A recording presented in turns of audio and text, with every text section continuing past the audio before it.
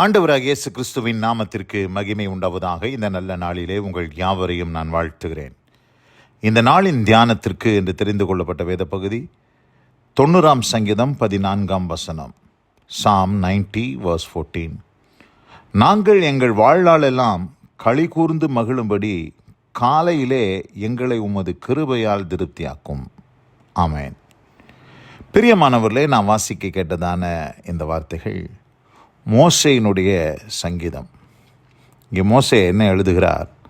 நாங்கள் எங்கள் வாழ்நாளெல்லாம் களி கூர்ந்து மகிழும்படி காலையிலே எங்களை உமது கிருபையால் திருப்தியாக்கும்.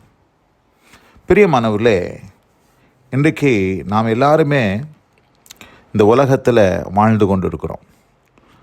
இன்றைக்கு இருக்கிறது போல் நாளைய தினம் இருக்கிறதுக்கு வாய்ப்பு இல்லை. ஒவ்வொரு நாளும் ஒவ்வொரு விதமாக இருக்கும்.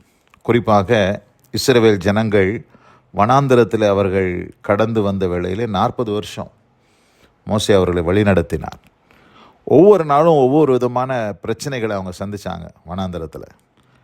ஆனால் அங்கே ஜெபிக்கிறார் மோசே, எங்கள் வாழ்நாளெல்லாம் நாங்கள் களி கூர்ந்து மகிழும்படி எங்களை ஒவ்வொரு நாள் காலையிலும் எங்களை உமது கிருபையினால் திருப்தியாக்கும் என்று சொல்லி கேட்கிறார். அப்போ என்ன புரிஞ்சு கொள்கிறோம்?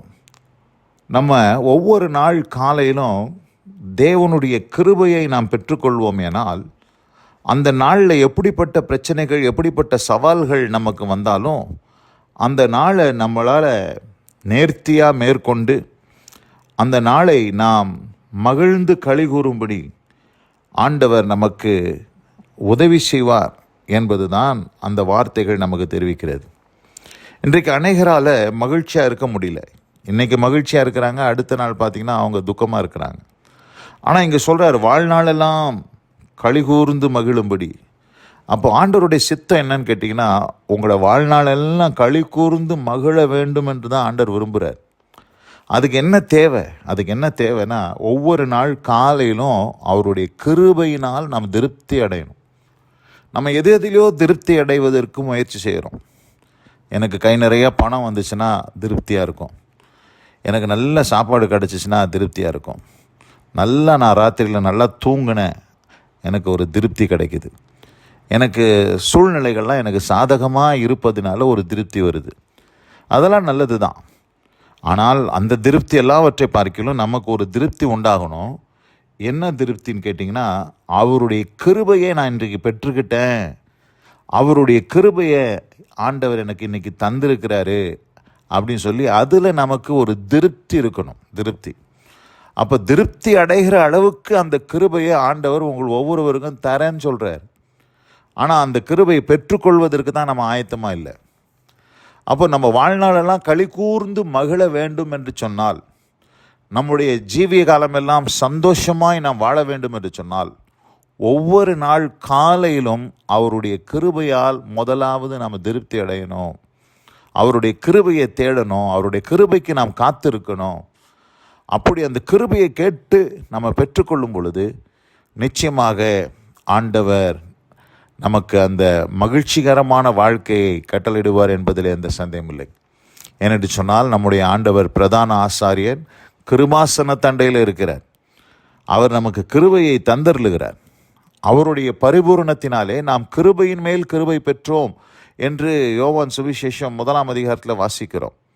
அப்போ அவருடைய பரிபூரணத்தினால் நமக்கு கிருபையின் மேல் கிருபை கிடைக்குது. அதுவும் எப்படின்னு சொன்னால், காலைதோறும் அவருடைய கிருபைகள் புதிதானவைகள். நான் வேதத்தில் வாசிக்கும் போது புலம்பலின் புஸ்தகம் 3 அதிகாரத்துக்கு திருப்பி கொள்ளுவோம். அதில் 22, 23 வசனத்தை வாசிக்கிறேன். Lamentation chapter 3 verses 22 and 23. நாம் நிர்மூலமாகாது இருக்கிறது கர்த்தருடைய கிருபையே, அவருடைய இரக்கங்களுக்கு முடிவில்லை, அவைகள் காலைதோறும் புதியவைகள், உமது உண்மை பெரிதாயிருக்கிறது.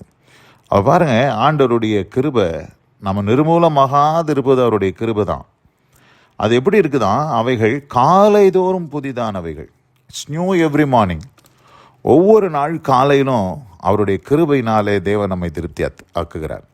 இந்த அருமையான இந்த நல்ல நாளில் கூட இந்த செய்தியை கேட்டுக்கொண்டிருக்கிற அன்பான சகோதரியே, இன்றைக்கு நீங்கள் எதை பெற்றுக்கொண்டேன்னு திருப்தியாக இருக்கிறீங்களோ இல்லையோ, கிருபையை பெற்றுக்கொண்டேன் அப்படின்ற ஒரு திருப்தி உங்கள் வாழ்க்கையில் வரணும்னா நீங்கள் ஆண்டவரிடத்தில் கிருபையை கேட்டு பெற்றுக்கொள்ள வேண்டும். அந்த கிருபையை கேட்டு பெற்றுக்கொள்வீர்களானால் உங்கள் வாழ்நாளெல்லாம் மகிழ்ந்து களி கூறும்படி ஆண்டவர் உங்களுக்கு உதவி செய்வார். அதுதான் இங்கே மோசே ஜெபம் பண்ணுறார். ஆண்டவரே, நாங்கள் எங்கள் வாழ்நாளெல்லாம் களி கூர்ந்து மகிழும்படி காலையிலே எங்களை உமது கிருபையால் திருப்தியாக்கும் என்று சொல்லி ஜெபிக்கிறார் மோசே. அப்படிப்பட்ட ஜெபத்தை நாம் செய்து நாம் வாழ்நாளெல்லாம் களி கூர்ந்து மகிழும்படி தேவன் உங்களுக்கு உதவி செய்வாராக. இந்த வார்த்தைகளை கேட்டவங்க ஒவ்வொருவரையும் கர்த்தர் தாமே ஆசீர்வதித்து காப்பாராக. God bless you all. ஆமென், ஆமென்.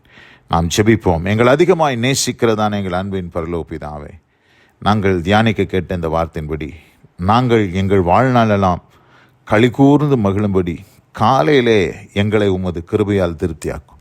எங்களுக்கு உம்முடைய கிருபை தேவை ஆண்டவரே.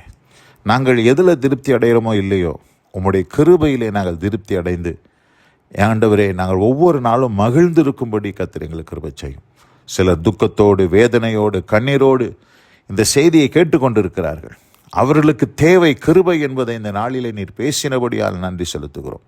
ஆசீர்வதியும். இயேசு கிறிஸ்துவின் வல்ல நாமத்தில் பிதாவே. ஆமென், ஆமென்.